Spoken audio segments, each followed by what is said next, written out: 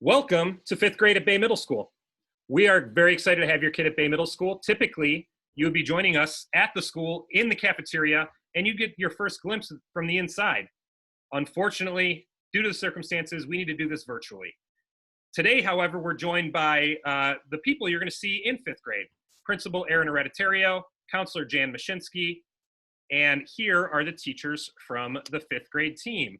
We have Mrs. English. And we have Mrs. Millett. And we have Mrs. Komar. And we have Mrs. Schneider. And finally, on that block, we have Mrs. Kralik. And then on the other block, we have Mrs. Mitchell. And then we have Mr. Sherwood. And we have Mrs. Flynn. And Mrs. Lyon. And finally on that block, we have Mrs. Malarkey. And Mrs. Beck will be working with gifted students from both blocks. And Mr. Hereditario is the principal, and we will send it over to him. Thanks, Mr. Grodick. Fifth grade staff, thank you for being here. Parents, thank you for your time today. We appreciate your time. Even though the school year is ending, I have to say I can't wait for next year. I'm really excited about it. I think it's going to be a terrific year, and we're looking forward to it. Having just completed my first year at Bay Middle School, one of my memories that stands out the most was the week or two before school started this year, and I had the opportunity to hit the halls and interact with fifth graders specifically. They were trying out their locker, walking their schedule, checking it out. And I would introduce myself and I would ask the fifth graders, are you ready? Are you ready for school? And the common response I got was, I can't wait for school to start. I can't wait to see my teachers. I can't wait to be in the classrooms. After that response was repeated 5, 6, 7 times, I remember pausing and looking down the hallway, and I thought to myself, these are my people. I love school. I can't wait for school to start. I can't wait to see the teachers. Now, you have to know, having worked at high school for almost 20 years, rarely did I get that response. So we had a connection right away. I can't wait to see those students come to Bay Middle School. At the same time, I know that excitement and that anticipation of school starting also produces anxiety, concern, worries, questions, and I'm sure you might be feeling the same thing even as we're talking about this right now. I want you to know from my experience here this first year that this fifth grade team, these staff members that you'll hear from that will interact with your students are second to none. They genuinely love students and they provide a great education for students. I've seen it myself. Secondly, I want you to know that we've seen it as parents. Not only did I experience that this year as a principal observing, but a couple of years we transitioned between schools. We moved from a different school district. We had a fourth grader going into fifth grade. He had a great experience. We saw it as a parent. I didn't even work here at the time, and that transition went well. These times are unique and different, but I can guarantee you we're going to work really hard, and in the end, we're going to love your student, and we're going to work hard to provide the best education we can. Today is a great day to be a Rocket. Let's get this party started next school year. Can't wait. Thanks, Mr. Grodick. All right, thanks, Mr. Hereditario. You know what I always say about fifth grade? It always puts me in a good mood. It's always the place when, you know, I'm doing some hard work in the office or somewhere else, or I'm disciplining a student and I want to be in a good mood. I go down to fifth grade because you see a lot of smiling fifth graders and you see some great instruction going on and just kids that are very happy to be at the middle school. A little bit about me. This will be my 6th year as assistant principal at Bay Middle School. It's my 14th overall in education. Before that, I was an assistant principal in a middle school in Menor for 2 years. And before that, a math teacher and a football coach. At the middle school, my main role is discipline. And in 5th grade, the teachers, the teams do an awesome job of handling that. But I deal with tardies and things like that. And I also will be in a lot of meetings such as IEP meetings, 504 meetings, and scheduling is my huge thing. I do everything about scheduling. So whenever you have a question about it, come to me. And next, Mr. Sherwood is going to talk to you about more fifth grade stuff, what the structure of the day is, and things like that. Go ahead, Mr. Sherwood. You're muted, Mr. Sherwood.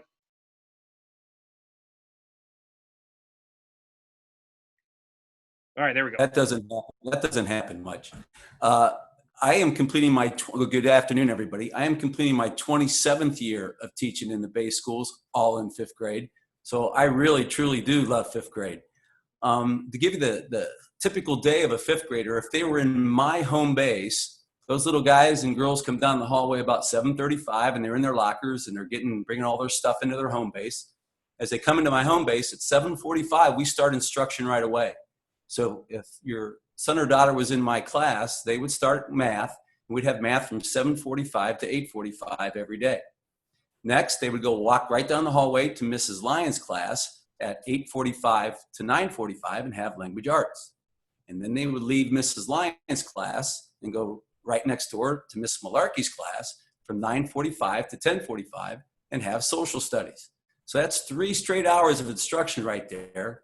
So I guess you know that we're hungry at this point. So at 10:45, we're going to eat lunch. I even ate lunch today at 10:45 because that's a great time to eat lunch. So we have lunch from 10:45 to 11:15, and then they'll leave the cafeteria and they'll head down to their specials from 11:15 to 12:15, which would be phys ed and art and technology and family consumer sciences and library skills. So they'll be there from 11:15 to 12:15. Then they're going to come back to our hallway and they're going to go to Miss Mitchell's class for science from 12:15 to 1:15.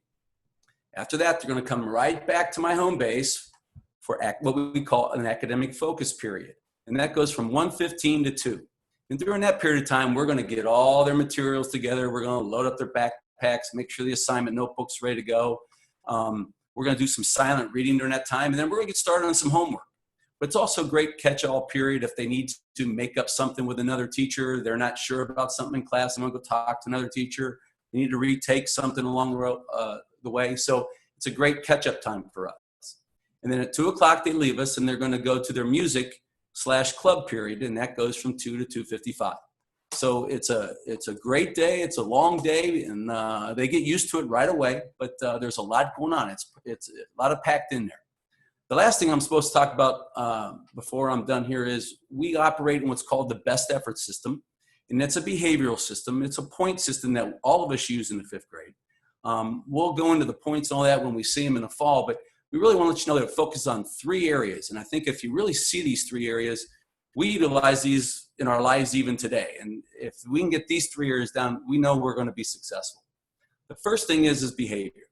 We want them to come with a positive, engaged behavior in the classroom, in our hallways, in our building. And if they come and have that great attitude, they're going to have a great time in our middle school.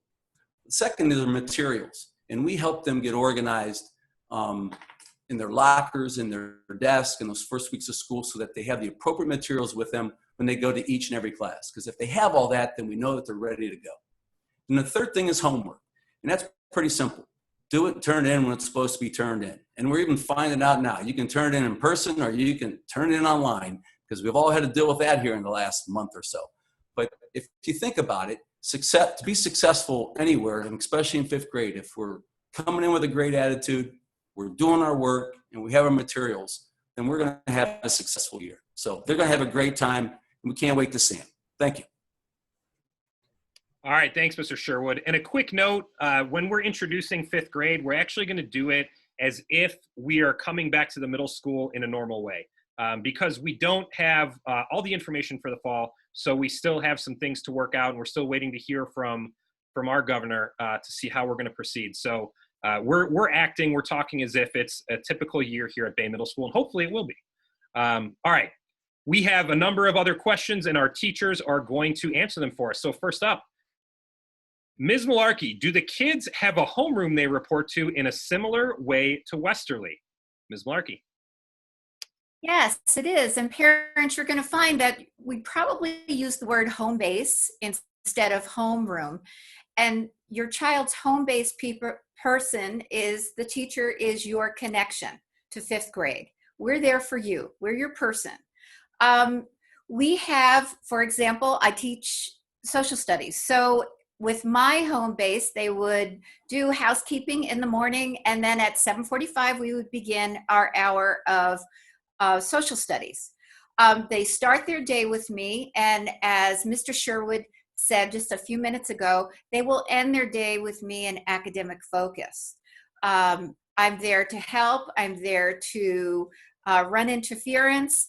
I'm there to connect to you with anything that might be going on during the day. So yes, if that's our comfort level, it works very well in fifth grade. We get to know your children very, very well. We get to know you very well, and we're there for both of you. Thank you so much, Ms. Malarkey. All right, next up, Mrs. Millett. When we refer to something as a block, what does that mean?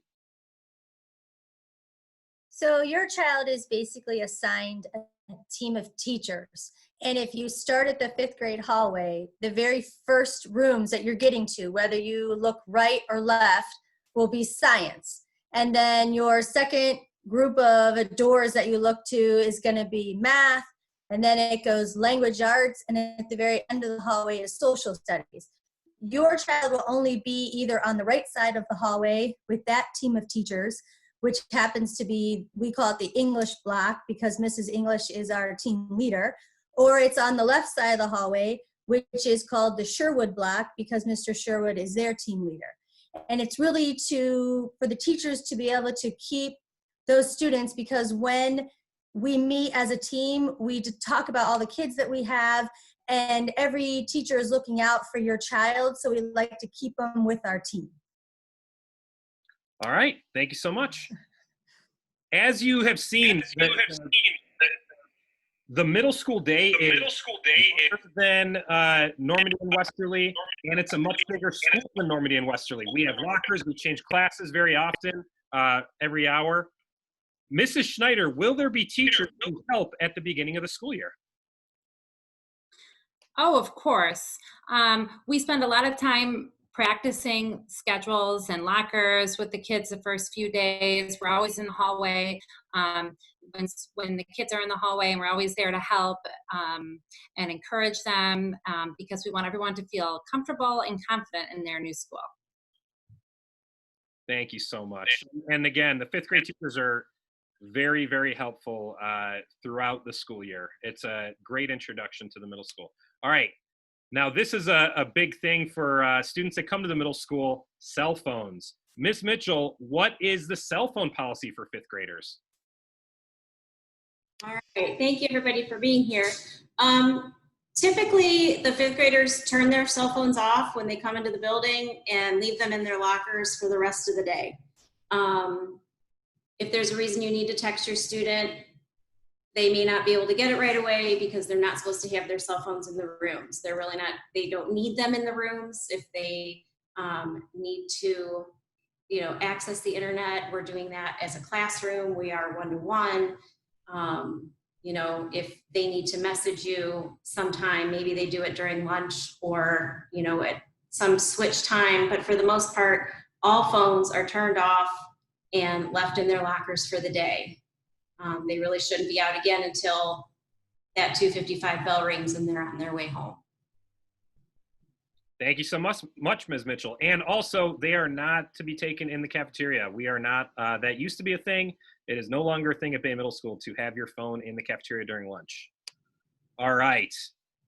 Mr. Awad, what are we going to do about music in fifth grade? Well, good afternoon, everybody, and thanks, Mr. Grodick. We're actually going to be slightly atypical this year because normally at this point we'd have already come over to Westerly and talked to you about music and given every kid an opportunity to participate in music class. In fifth grade, we're excited to have the kids come up and get a chance to be in either the band, the orchestra, or the choir in fifth grade and have them have an opportunity to participate in one of those groups. Because we didn't have a chance to come over and talk to the kids and give them a chance to see the instruments and things like that here in the spring, we're going to actually move that process over to the beginning of the school year. And we've done that in the past as well. So kids will hear about all the music classes. They'll start all together. They'll learn about what choir is, what they would do in band, or what they might do in orchestra. And then they'll have those classes at the end of the school day, and they'll be opposite of the clubs. They meet in music class. It'll be 3 days a week. It'll be either Monday, Wednesday, Friday, or Tuesday, Thursday, Friday. There is the opportunity to participate in multiple music classes, but we ask that kids are committed to being able to do that if they're going to take that on, that responsibility. And they have to work. Most of the classes work together. For example, if kids wanted to be in the band and in the choir, they could do that. They just wouldn't be in a club class at that point, and that's how that would work. Some of the clubs they have are things like Culture Club, Lego Club, and other things at the end of the day that would be opposite their music class. So essentially what we'll have happen at the beginning of the year, and we'll have more information coming out to you at that point as well, is we'll talk to the kids about what happens in each class. We'll let them make a decision. They'll be able to bring that information home to you as well. And then they'll make an informed decision if they're going to participate in band or orchestra. We'll also have the opportunity to try out instruments as well. So that way we can help them find out what's going to be the best instrument for them to play, and they'll have the most success possible. And then from that point forward, we'll have some meetings, and we'll get instruments if they're in band or orchestra. If they're in the choir, they'll start singing, and we'll look forward to making music all next year. Thank you very much, Mr. Awad. All right. Now, in 5th grade, do students stay together throughout the school day, or are they mixed up each class? Mrs. English. All right. Hello, everyone. Thank you for being here. In clubs and specials, the kids are mixed up all throughout the blocks. They'll go to a class and they'll go to a specialist class. They can see people from the other block. They'll go to clubs and see people from the other blocks. In our block, English block, right after home base, and whoever their home base teacher is in that core class. So if I teach science, they're going to start off with me in their home base and have science with me, but then they are going to leave and they are going to be mixed up for math, social studies, and language arts. And then they will come back to my home base for their academic focus or support, is what our block calls it. And then so they'll start the day with me and they'll end their day with me. And then Sherwood's block does it a little differently, and they'll stay all together within his block. All right, thank you so much. So a little bit different on each side of the hallway, but everything's going to work out great. A quick note about specials. When I schedule those students, I specifically get kids from every homeroom so that they can meet new kids throughout the day. So I will divvy it up between every single homeroom so they're not just all together the same kids all day, so that they can meet new kids, develop relationships, and get some new friends. All right. Ms. Mitchell, do all 5th graders eat lunch together? Yes, all 5th graders do eat lunch together. All 5th graders, as Mr. Sherwood said, go to lunch at 10:45. And that is the 5th grade lunch time from 10:45 to 11:15. There are no other grades in the cafeteria at that time. It's only all the 5th graders. Typically, the way we have it set up is there's 2 sides of the cafeteria. Usually one side is where the English block sits. The other side is the Sherwood block. The beginning of the year, we try to get them to sit with their home bases. But then sometimes based on behavior, they are allowed to mix it up a little bit, maybe sit with people from their block. But that typically just depends on how everything's working in the cafeteria, how listening behavior is, lunchtime behavior and things like that. But yes, all 5th graders eat together at the same time with only 5th grade in the cafeteria at that time. Thank you so much, Ms. Mitchell. And that's absolutely right. Depending on their behavior and how well they do, how well they listen, they'll be able to sit with their block. And also, it wasn't a question, but I figured I'd tell you now, there is recess in the middle school. It's not as long as the elementary school, It is 15 minutes, and it is depending on the weather as well, because we don't have a big blacktop like other schools, so we have to play on the grass. But if it's a nice day, if it's a dry day, we do give kids the option. They don't have to go out to recess, but they can go out to recess. So just to clarify that. All right. Will students have a chance to come to the middle school before the first day of school to see their classroom and figure out where to go? Mrs. Kralik. All right, so usually at the middle school during the first week of August, students are able to come in and try out lockers and check things out. They usually have multiple opportunities to do so, including an orientation day. But these opportunities and dates have not been set up yet just because we're unsure of how the school year will begin.